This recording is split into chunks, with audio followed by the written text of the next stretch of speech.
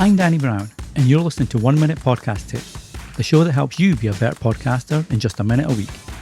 If you want more specific tips just for you and your podcast, check out the Magic Mike membership at 1minutepodcasttips.com/support. And now, this week's episode.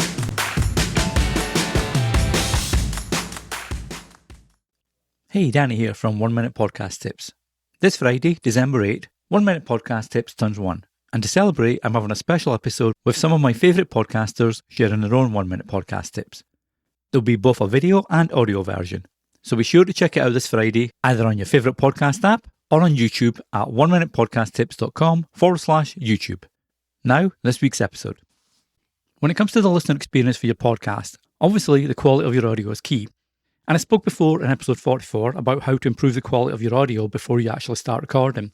And while great audio is important for all listeners, it's also really important for a specific community. Just as transcripts are really important for the hard of hearing community, making sure your audio is clean is super important for those that suffer from misophonia. Misophonia is an extreme intolerance to certain sounds.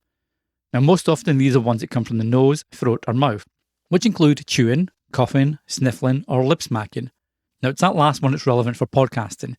Lip smacking happens when you have a dry throat, and when you're speaking, you can hear sort of little clicks in your voice. And that's why it's called lip smacking. It sounds like you're smacking your lips together. Now, on a podcast, this can come across really clearly, because obviously you're speaking closely into a microphone, and a lot of podcast listeners listen via headphones.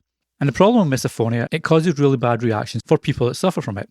That includes feelings of anxiety, panic, and rage. The good news is it's really easy to clear up these sounds. You can either use free solutions like Auphonic, which has a really good mouth noise remover, or you can use a premium plugin like iZotope D-Click, and that plugin works with most editing software. And I'll leave links to those in the show notes, so be sure to check them out after the episode. Until the next time, happy podcasting. Thanks for listening. If you enjoy 1 Minute Podcast Tips, be sure to share with your friends and other podcasters so they can enjoy it too. Until the next time, happy podcasting.